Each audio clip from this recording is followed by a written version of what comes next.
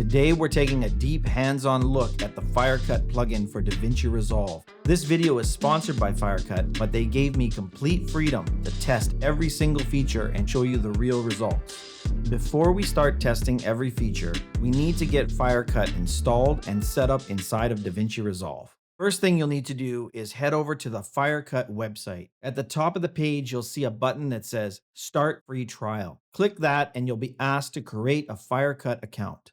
Then you can go to the Firecut dashboard, scroll down to the Download section, and you'll see the installers for Mac OS. Since I'm on an Apple Silicon Mac, I'm going to choose that as my installer. Once the download finishes, open your Downloads folder and double-click on the .dmg file. A little installer window will pop up. Just drag the Firecut icon onto the Applications folder like any other Mac app. Now open your Applications folder and launch Firecut for the first time. You'll get a license agreement, so go ahead and accept that. Then you'll be asked to enter your license key. Paste that in and click Activate. And now Firecut is installed and ready to go. So the next step is to open up DaVinci Resolve and start a new project, and then go to the very top menu bar.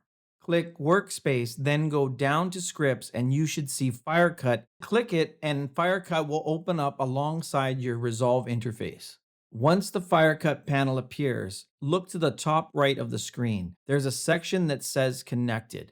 This is how you know that Firecut is working. There is also a button that says Reload, so if it ever looks like the plugin isn't responding or it loses connection, just hit Reload and you should be good to go. And that's it. Firecut is now installed and ready to use inside of DaVinci Resolve. It's important to understand the settings page, because a few of these options can change how Firecut behaves in your projects. On this page, you'll see your Firecut version number. The next thing you'll see is your license key, and right below that is your usage meter. This is where Firecut shows you how many hours of AI processing you've used for the month based on your plan. The Firecut plan includes 25 hours per month, which roughly works out to about 150 videos that are 10 minutes in length, or around 25 videos that are 1 hour long in length per month. Next, you have your default language setting. Below that is an option called Set Render Preset After Rendering. Firecut temporarily switches Resolve to its own audio export preset, then should switch back to your original preset when the task is done. Next is Use Voice Activity Detection. When this is turned on, Firecut removes words it may hallucinate during silent moments, improving transcription accuracy by only keeping text from actual speech. If you record in a noisy space or have long pauses, this helps clean things up, and honestly, most creators should leave this on. Below that is Close Firecut when closing DaVinci Resolve. If you want Firecut to shut down automatically when Resolve closes, leave this enabled. If you prefer to keep Firecut running in the background, turn it off. Then there's Opt out of feedback surveys. Personally, I'd leave this on, as Firecut was built with heavy user feedback and the founder is very active within the community. So if you run into anything that could be improved, they genuinely listen. Next is Show Inline Preview for caption presets. This gives you a small visual preview inside the drop-down menu, making it easier to choose a caption style. I'd recommend leaving this on. And finally, skip story block preview downloads. Normally, Firecut downloads low-resolution preview clips when showing Storyblock results. Turning this on skips the previews and only downloads full-quality clips when needed. So today we are doing a deep dive into one specific tool that's been making some very loud claims, and it seems to be backing them up. It's called Firecut. Right. It's a specialized AI plugin, and it's designed to completely change that video editing pipeline, especially for long-form stuff like interviews.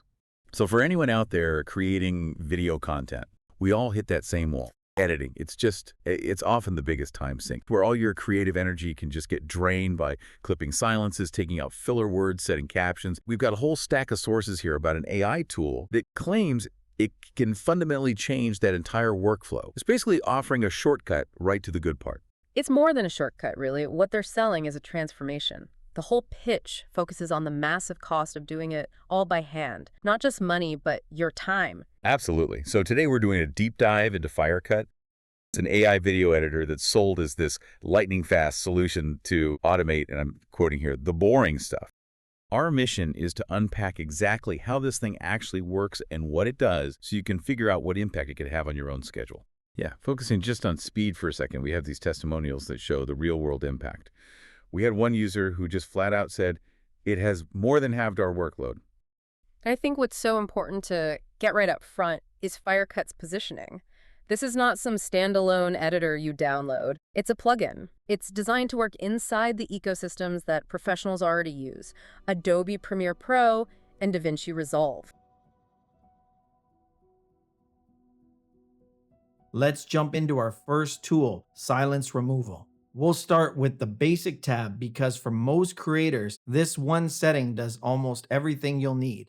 At the top, you'll see the silence cutting tightness slider. This is your main control. If you want looser, more natural edit with a little breathing room before and after each cut, move it towards loose cut. If you're after something more punchier and fast-paced, drag it towards the tight cut. The default setting in the middle gives you a great balance, and Firecut does a surprisingly good job right out of the box. Below that, you'll see silence guidance audio tracks. These let you choose which audio tracks Firecut should listen to when detecting silences. The next section is the scope section. This determines whether Firecut should run on your full sequence or only a section you've marked with in and out points in DaVinci Resolve. So if you only want to clean up a part of your timeline, just set an in and out and Firecut will stay within that range. If you want more control than the one slider approach in the basic tab, the advanced mode opens everything up. So before you can analyze anything, you're going to need to click the Analyze Audio button at the bottom. Once Firecut finishes its analysis, all of the advanced control options appear. At the top is the silence threshold slider. This is measured in dBFS. Threshold tells Firecut anything quieter than this level counts as silence. If you're not sure where to start, -30 dBFS is a solid starting point. You'll also see an auto detect option, which analyzes your clip's loudness and recommends a threshold for you. Below that is minimum silence duration. This determines how long a quiet moment must be before Firecut considers it a silence worth cutting. Shorter values remove even tiny gaps and create a super snappy edit. Longer values leave more breathing room and keep your pacing more conversational. Next are the padding controls. One slider for the start of the cut and one for the end. Padding adds a little extra space around each cut, so Firecut doesn't trim right into your words. More padding gives you a natural rhythm, and less padding gives you sharper, more energetic cuts. You can also link and unlink the sliders. But one thing to keep in mind, if a silence is shorter than your padding value, Firecut will ignore it because there isn't enough room to make a clean cut. Below that is a preview section. You'll see a waveform of your entire sequence with all the detected silences marked in red. You can zoom in and out to inspect the timeline, and you can jump through each silence using the preview silence and next silence buttons. Once you've dialed in everything, you can click go and Firecut will apply all your refined settings. Now that we've finished our silence removal, let's move on to automatic zooms. At the top, you'll find the zoom trigger settings. This dropdown tells Firecut when to add a zoom. The first option is key phrases. With this option selected, Firecut listens for emphasized words or phrases and adds zooms at those moments. The next option is every other cut. With this option selected, instead of analyzing speech, Firecut adds zooms based on your existing edit cuts, which is great for multicam or more complex timelines. The next option is every other sentence. When this is selected, Firecut listens for sentence boundaries and adds a zoom on alternating sentences. This keeps things dynamic without going overboard. Below that is the zoom frequency slider. This lets you control how often zooms appear in your video. A lower frequency works best for slower paced long form content, usually around 1 zoom per minute. The default middle setting gives you about 2 to 4 zooms per minute, which fits most tutorials and YouTube videos. And finally, a high frequency is ideal for short form content or fast paced edits, giving you around 7 zooms per minute. Next is the zoom style section. Firecut displays a preview frame for your video, and you can click and drag to reposition the zoom. You can resize the zoom using the white handles, and the quick center buttons let you instantly recenter horizontally or vertically if needed. Below this is the scale slider. This controls how much the camera zooms in, from subtle punch-ins to stronger, more dynamic zooms. And then you have the zoom curve, which controls how the zoom animation behaves. Firecut includes presets like sharp cut, smooth in and sharp out, and smooth in and ramp out. And you can even customize the curve directly by clicking and dragging to adjust the timing and feel of the animation.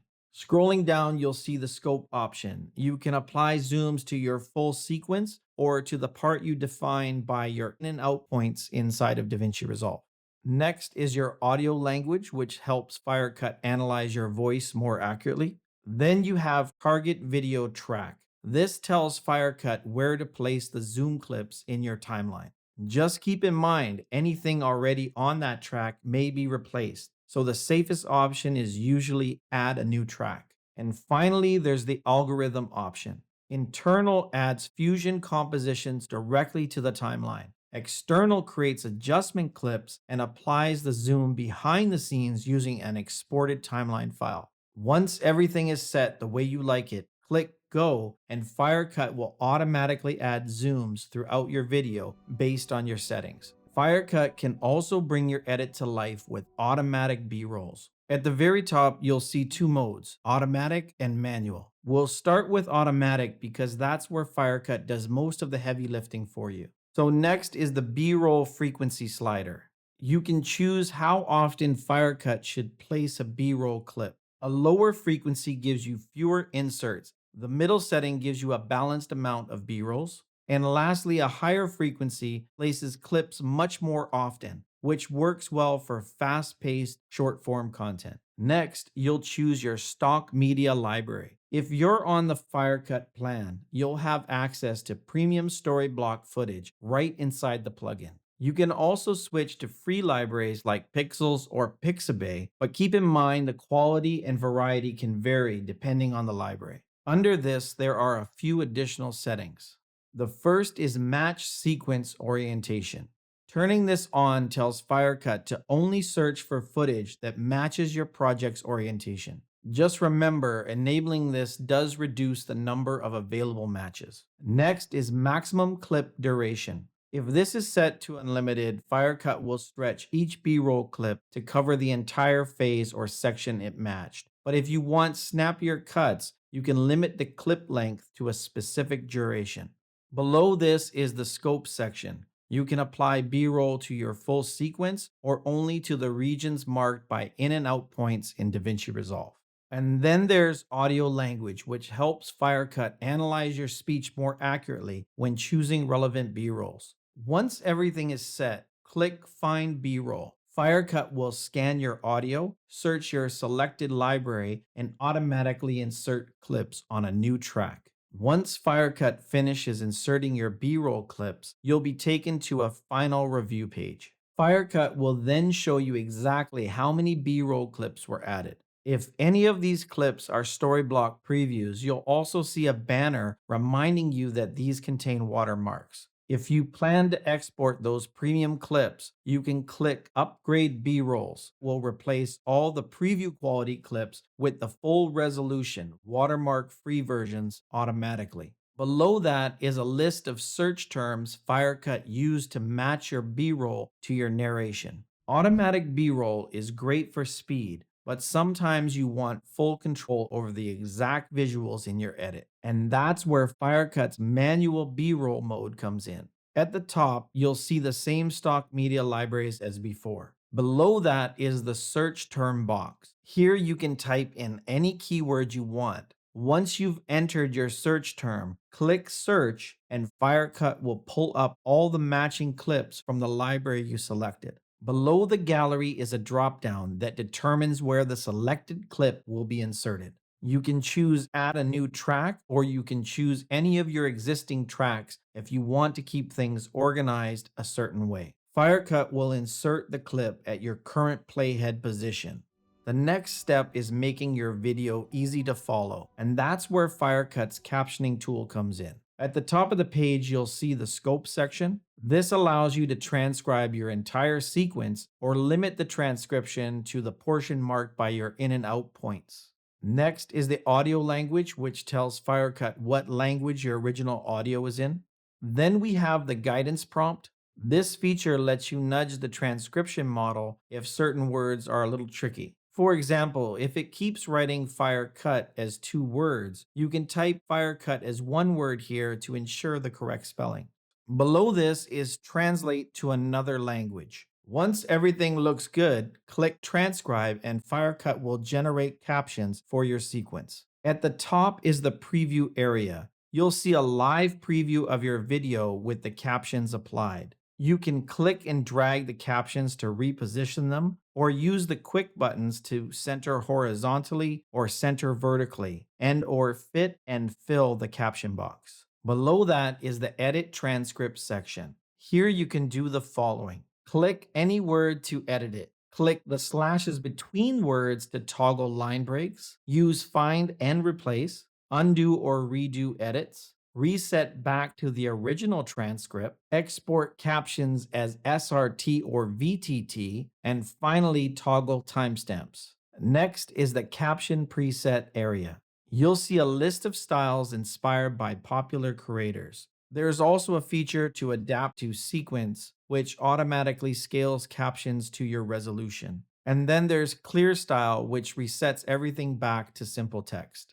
Under that is the fine-tune appearance section, where you can customize every visual detail, such as font, outline, box, and shadow. You can also add emojis as well, and a remove profanity section where you can censor words using your own block list or allow list. And then we have tilt effects, which adds a slight random tilt animation to each caption.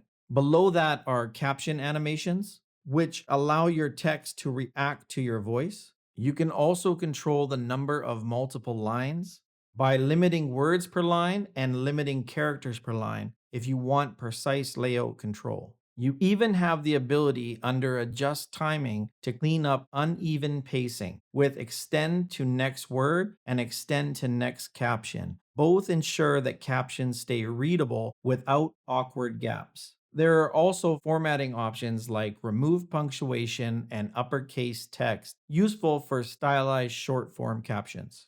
And at the bottom, you'll find the algorithm options. Internal adds captions as Fusion titles, and external adds image clips with fixed timings. So if one method causes timeline issues, switching often resolves that. And finally, choose your target track. Either add captions to a new video track or replace content on an existing one. So once everything looks the way you want it, click Add and Firecut inserts the final captions directly into your timeline. Once your captions are finalized, the next step is organizing your video. At the top, you'll see the familiar scope options, which allows you to analyze your entire timeline or just your in and out points. This is helpful when you're working inside a long project but only want chapters for a specific segment. Below that is the audio language, which tells Firecut what language your narration is in. There is also an optional feature called Generate Title and Description. Once everything is set, click Go. Firecut will present several things. The first is the titles and description section, and a toggle to switch between YouTube and short form versions. Below that is a chapter list. For each chapter Firecut shows the chapter name, its timestamp, and buttons to delete or add chapters. There is also a copy timestamp button, perfect for pasting directly into YouTube. Next is the markers section. Firecut can add markers at each chapter start, regions covering the full chapter length, and it can also set marker colors. Firecut can also insert chapter clips. These are optional visual divider clips in your timeline, in which you can customize the font, text color, and background color. You can then choose the internal or external algorithm. Firecut can actually scan your entire video and pull out the most engaging moments. This is the highlights tool. At the top, you'll see the highlights slider. This determines how many clips Firecut should create. Below that is the familiar scope setting, which you can run your highlight detection on your full sequence or just use your in and out points. Next is audio language, which tells Firecut what language your narration is in. So once everything is set, click Find Highlights. You will then see how many highlights were found from Firecut based on your settings. There is also an option to generate descriptions automatically. When everything looks good, click Create New Highlights. You'll see how many highlight clips were created. Each highlight card includes a thumbnail, a text preview of the spoken content, an AI-generated title, and an optional description if you enabled the description generator earlier. Below the description, you'll find two buttons: Copy, which instantly copies the description for use on any platform, and Regenerate, which creates a new version if you don't like the current one. If you're working with podcasts, interviews, or multi-camera conversations, you'll need something a little bit more powerful. And that's where Firecut's Multitrack Tool comes in. At the top is the speakers panel. You can also add additional speakers by using the plus button. Or if you've added too many, you can also remove them by clicking the X next to their name. The really important part is that each speaker must be linked to the correct audio track, so Firecut knows whose voice belongs to which shot. You can do this in the video track mapping section. The next section is the scope section, which you can run the analysis on your full sequence or narrow it to a specific section using in and out points. Once you have mapped everything, you can go ahead and click Analyze. At the top is the speaker switching frequency slider. This controls how often Firecut switches cameras. A higher setting means more aggressive switching, great for fast-paced podcasts, and a lower setting creates a calmer, more stable edit. Next is the minimum shot duration. This sets the shortest amount of time any shot is allowed to stay on screen. If your project contains wide shots, you'll also see a preference for wide shots, and it will provide you with a slider to determine how often Firecut should cut back to a wide angle. If no wide shots exist, Firecut will show a message indicating that. Next is Add Cutaways. Cutaways help break up long stretches where one person is talking. When enabled, Firecut can automatically insert reaction shots or secondary angles. You can also set a max shot duration, so if someone talks for too long, Firecut will insert a cutaway to keep things visually interesting. Under cutaway video tracks, you can choose the following: where cutaways come from and where they should be inserted. Below that is Boost Speakers. This doesn't change the audio. Instead, it tells Firecut to treat certain speakers as more important when choosing cuts. This is useful when someone is quieter but visually important. Next is Algorithm. You can choose between the following processes. The default is external, and then you have internal, which uses Resolve directly to enable or disable clips. If one method causes issues, switching often solves it. And at the bottom is the Go button. Once everything is dialed in, Firecut applies the edits to your timeline. One thing to note is that at the very bottom, Firecut actually shows a breakdown called Share of Total Screen Time. This shows how much time each speaker appears on screen. This can help you check if your edits feel balanced or if you need to adjust switching frequency or boost settings. For my own workflow, I actually found Firecut to be extremely useful and easy to use, especially inside of DaVinci Resolve. And even though no tool is perfect, Firecut has definitely earned a place in my setup. And that's it for this video. Hit the like button, subscribe, and drop your questions in the comments below. And I'll see you in the next one, guys.